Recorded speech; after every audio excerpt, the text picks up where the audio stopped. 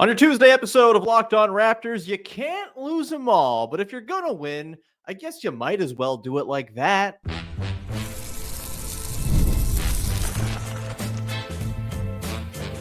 You are Locked On Raptors, your daily Toronto Raptors podcast, part of the Locked On Podcast Network, your team every day. Hey, what's going on? And welcome to another episode of Locked On Raptors, part of the Locked On Podcast Network, your team every day. It is Tuesday, March the 25th, and I am your host, Sean Woodley. I've been covering the Toronto Raptors now for 11 seasons on various platforms. You can find all my work over on Blue Sky. You can also find the show on Instagram, and you can join us in the Locked On Raptors Discord server. Link in the description of the podcast. Free to join.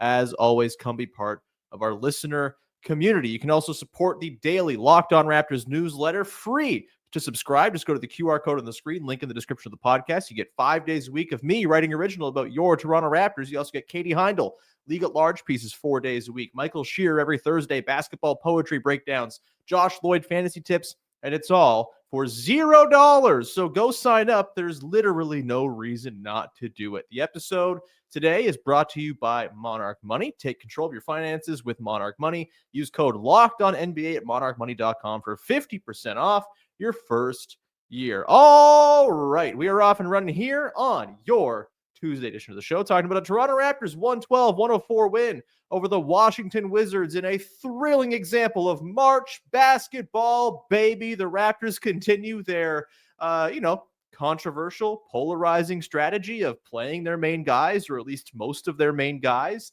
and then sitting them in crunch time in hopes of potentially squandering away a win. But in this one, the Raptors' young guys got it done and pulled away from the Wizards down the stretch. We will talk about the play of Immanuel, Quickley, Scottie Barnes, and Jakob in this one, the reason the Raptors essentially won this game. We'll get into the good, the bad, and the of course, at the end of the show. But let's start with just the concept of, managing these games effectively if you're Darko Rajakovic. And it's so weird to be talking about optimizing a team's chances of losing a basketball game, but that's where we are right now. We're evaluating whether or not Darko Rajakovic is putting the team in a good position to potentially lose.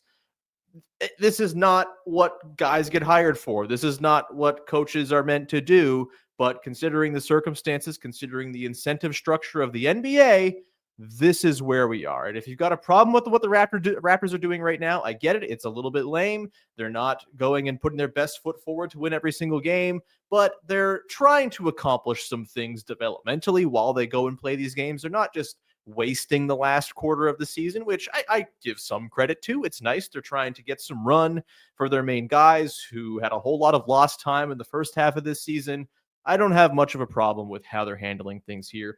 Take it up with the league if you have an issue with the Raptors kind of playing with the bounds of, being competitive or not.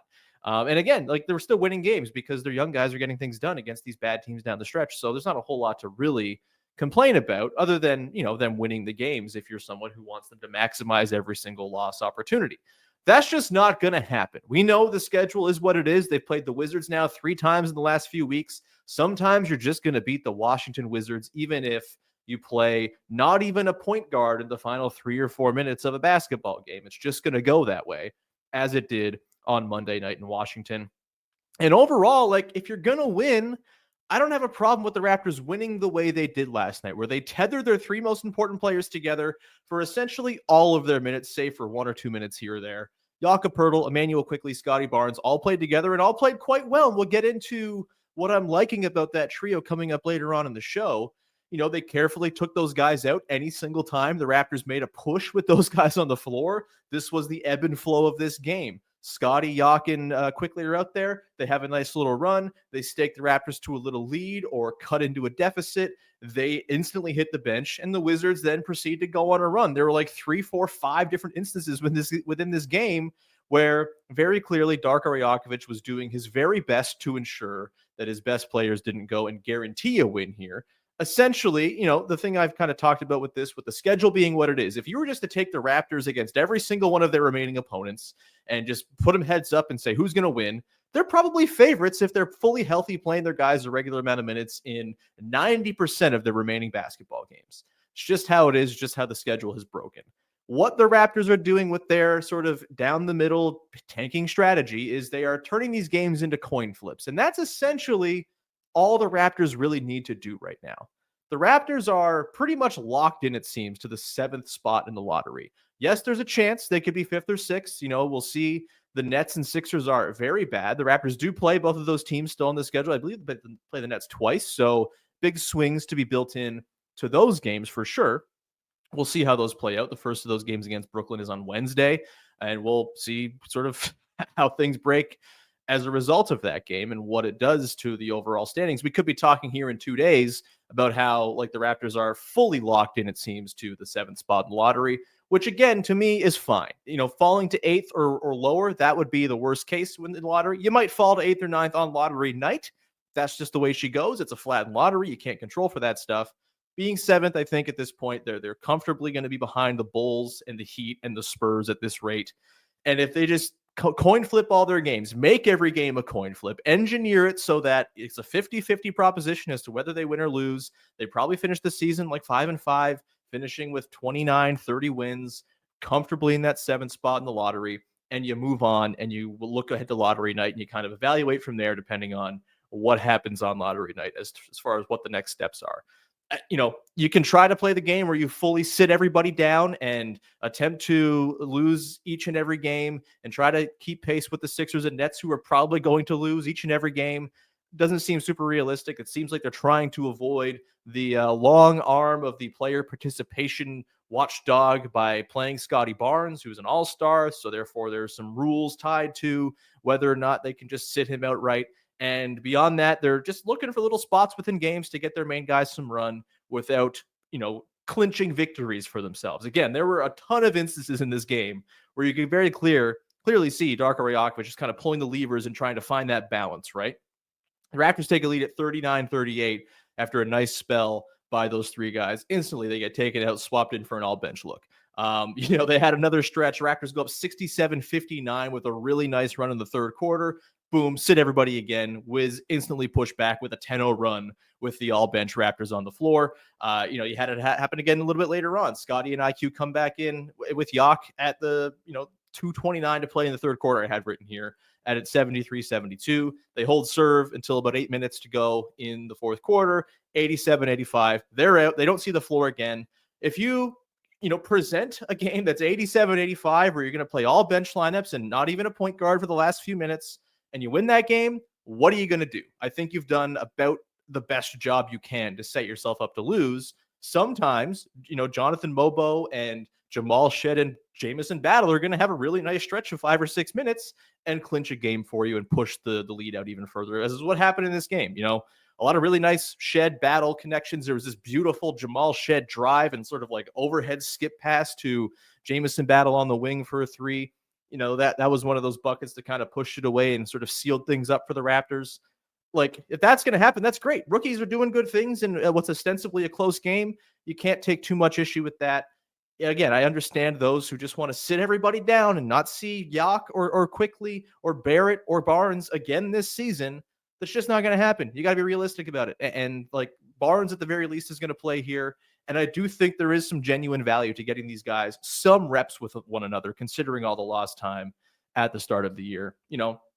I think as well, I think they're pretty, I don't know exactly what's going on, the inner workings of the decisions to rest or play guys on night-to-night basis. But to me, the numbers suggest here that playing RJ Barrett with Scottie Barnes tends to lose, while playing Quickley and Jak with Scottie Barnes tends to win. You keep on resting Jak and Quickley together, playing RJ, flip-flopping that back and forth again. You're kind of finding balance. You're ensuring you're going to lose some games. You're ensuring that it's very likely you stay locked in that 7th spot in lottery with still some chance and some, an opportunity to win or lose a couple of the right games and end up with the 5th or 6th spot in the lottery. That's all you really need right now. Again, you can try to just go full on tank mode and lose every single game. You still might win too many games against this cream puff final schedule to actually compete with the Sixers and the Nets, who are so far gone at this point. not trying to win it all. The Nets are at least kind of keeping games close, but they can't win games because they don't have a whole lot of talent. The Raptors have proven, like, if one or two of their guys are playing, they're at least going to be in these games. And I think they're doing all they can right now to just kind of make it so there's an opportunity for them to lose about half their games, which is all they need to lock up that 7th spot. Can I tell you how excited I am to not talk about this stuff anymore next year? My God, I'm so over tank theory. I'm so over tank strategy. It's miserable. I cannot wait to watch some interesting, fun, good basketball. And 3 guys who might be capable of playing some really interesting, fun, good basketball were on display last night. Quickley, Poeltl, Barnes. I'm going to get into why I think those 3 are pretty obviously dudes you're happy to have on the team as you try to get serious next year. We'll do that coming up in just one sec. Today's show is brought to you by Monarch Money. Ever check your bank account and wonder, where the hell did all my money go between dining out, online shopping, and entertainment? It's easy to lose track. That's where Monarch Money comes in, your personal CFO, giving you full visibility and control over your finances. Monarch Money isn't just a budgeting app. It's a complete financial command center. You can track all your accounts, investments, and spending in one place, so you stop just managing your money and start building wealth. I am someone who has a lot of different bank accounts. I have like my work account where I get paid at like American and then transferred over the border. It's a whole thing. I have my own personal account. I have my mortgage account with my wife. Like, there's a lot going on. And it's nice for Monarch Money. I just have all of it right there so I can see all the money I've got across all these different accounts with this weird life I live as a freelancer. And it just keeps things simple. It keeps things totally organized, so I'm not accidentally spending money I don't have, not accidentally forgetting that I paid some bill in this account and then try to go pay it again from another. No, it's super simple and puts it all in one place. Take control of your finances with Monarch Money. Use code LOCKEDONNBA at monarchmoney.com for 50% off your first year. That's monarchmoney.com, code LOCKEDONNBA for half off your first year. Back at it here on your Tuesday edition of Locked On Raptors, talking about a 112-104 win over the Washington Wizards, who we mercifully never have to see again this season.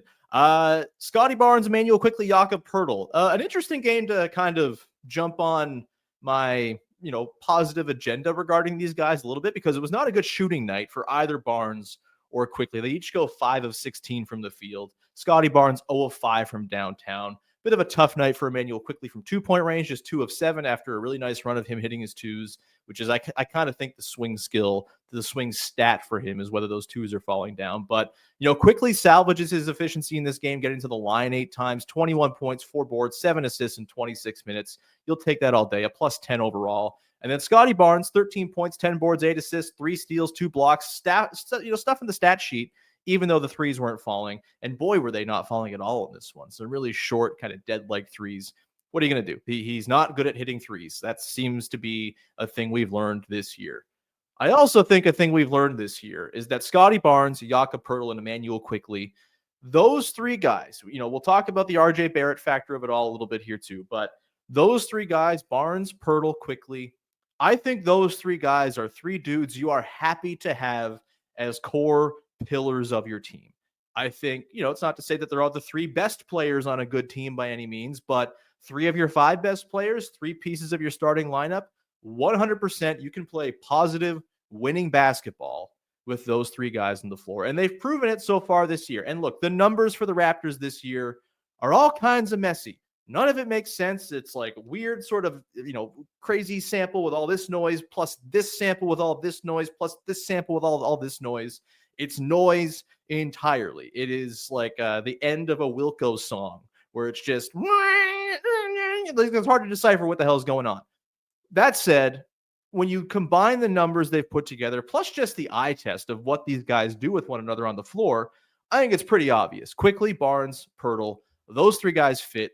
Those 3 guys make sense. Those 3 guys have two-way possibilities you can unlock, especially when you start sprinkling in talented players like, Brandon Ingram with those guys. And we'll get into how you fill in that 5th spot in the lineup coming up a little bit later here too. But I think pretty clearly Scottie-Jak and IQ, they can be a part of a winning formula for you. This season, over 581 possessions together, which isn't a ton, but it's not nothing. Plus 3.1 per 100 possessions for those guys on the floor. 90th percentile on defense, 109.4 defensive rating with those three guys on the floor defensively. 90th percentile, top 10% in the league. Very good. Really, really good stuff. And to me, it's been obvious all season long that Scottie and Poeltl are very good as a defensive duo, as a defensive backstop for you. Their numbers on the season have been very impressive. Under 110 defensive rating for those two guys when they play together on defense. It's just very clear that you can play good, solid defense with those two guys as the backstop of your team. And then you sprinkle in Immanuel Quickley, who I think is doing a lot on defense that is pretty encouraging right now. Like, he has been someone who I think he's made real strides when it comes to screen navigation. He's not getting hung up on screens anymore. When he's going under, he's recovering quickly and getting back in front of his man. When he's fighting over, he's able to stay on the hip of his guy. In sort of isolation coverage, he's taking bumps to his chest and not moving off his spot, kind of displaying a little bit of an uptick in strength in that regard.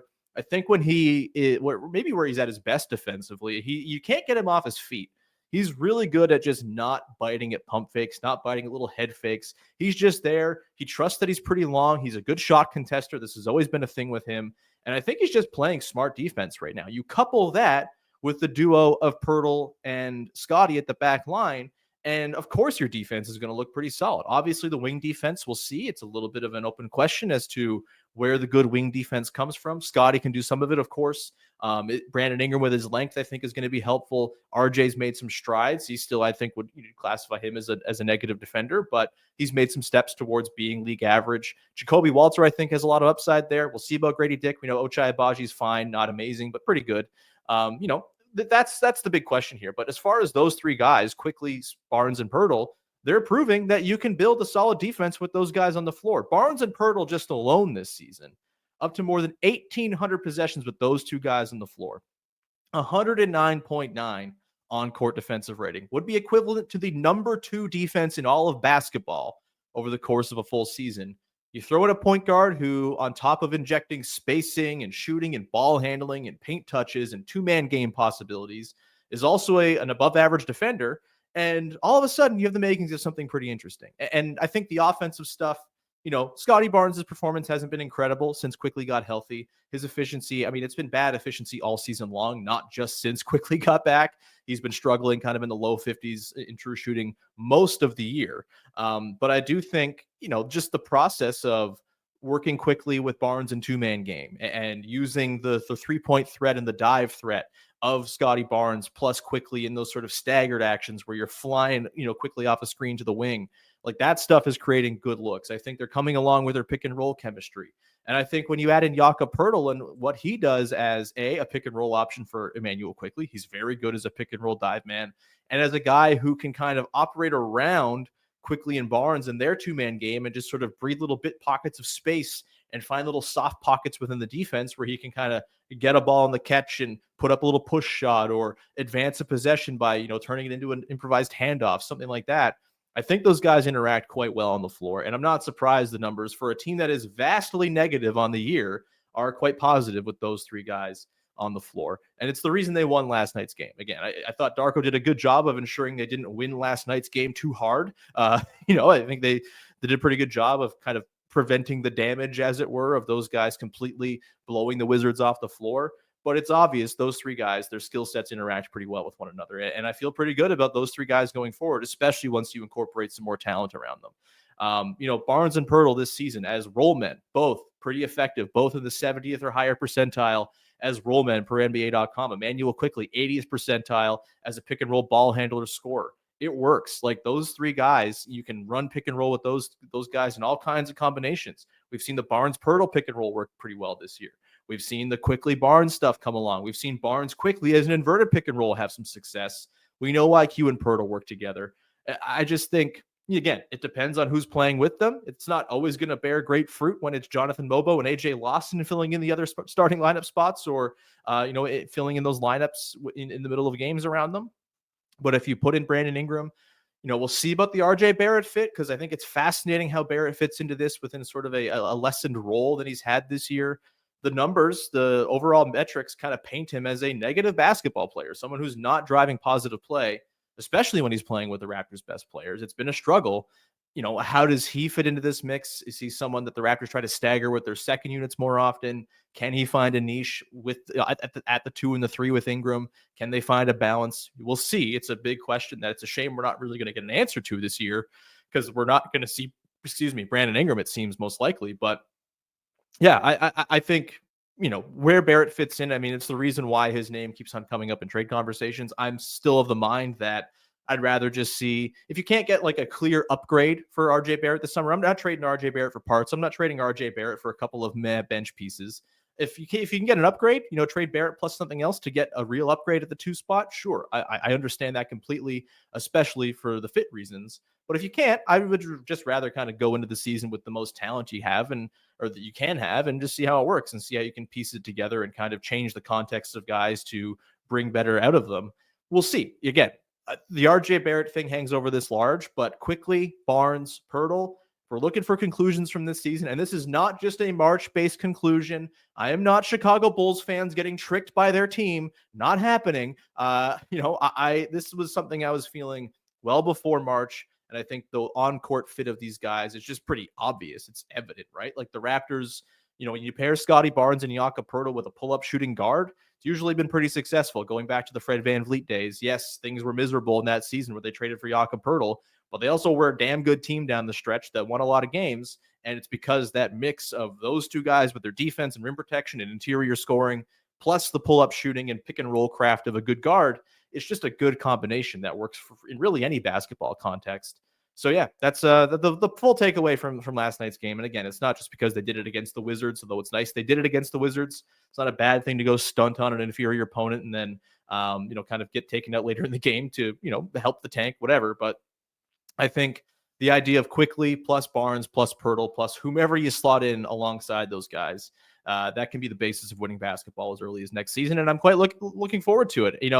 It's a shame it's going to be 7 months until we see Brandon Ingram play with these guys. But the concept of like a Quickley, Ingram, Jacoby Walter, maybe Scottie Barnes, Jakob lineup is certainly going to get me through this summer. I'm also having a kid, so taking care of a newborn will also very much get me through the summer. I'm not that hard pressed, but as far as basketball goes, yeah, like thinking about what that kind of lineup construction can look like for this team around the 3 guys we saw perform so well last night works for me. It's going to keep me pretty excited about what lies ahead as the Raptors look to hit the ground running next season. We'll come back on the other side, close things out with the good, the bad, and the to wrap things up. I have a question. Why doesn't Orlando Robinson know how to use his arms?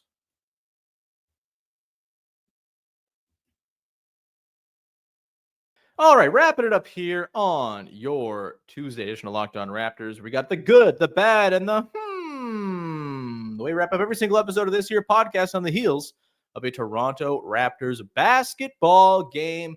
Thing I liked, thing I didn't like, thing that's got me a little bit intrigued from the latest in Raptors hoops.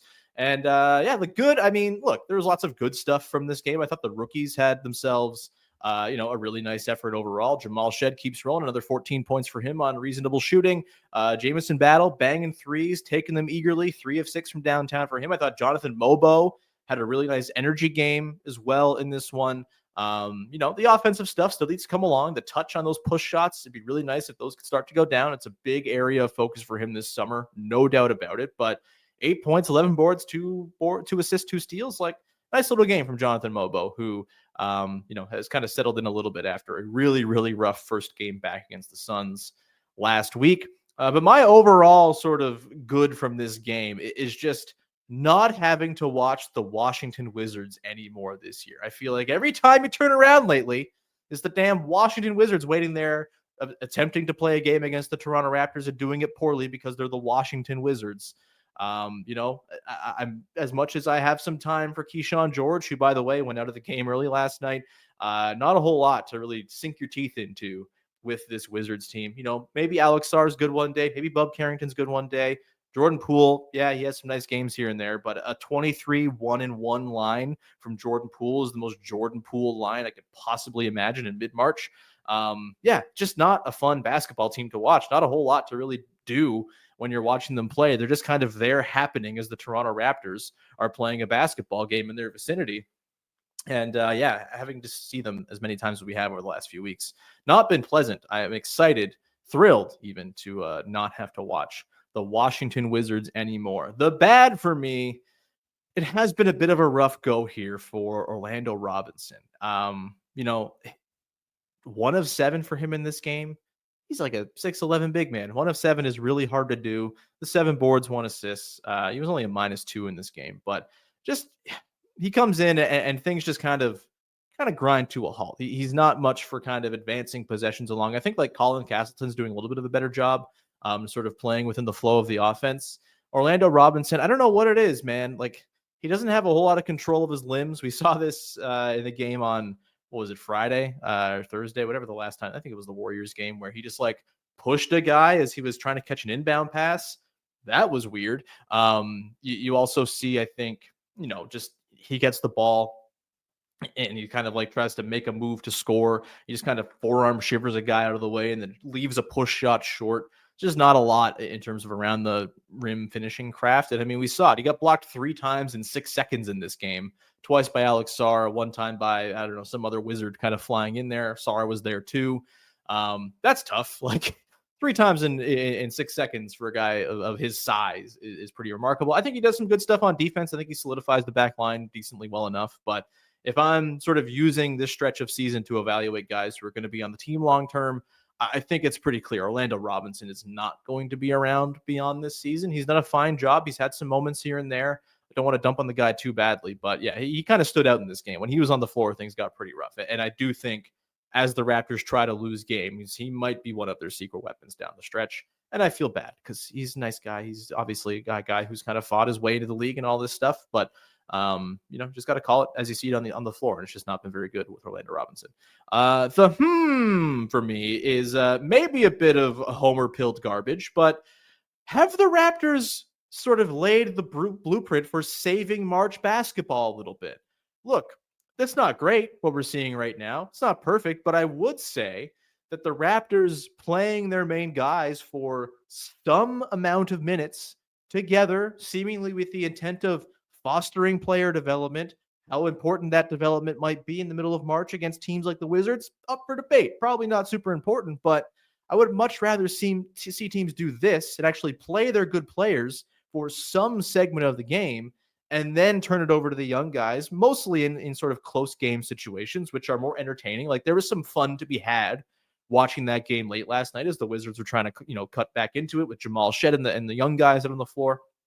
There's some modicum of entertainment to be found there in a way that there's just not when the sort of blanket move is, we're just going to sit everybody. Everyone's hurt. No one's playing at all.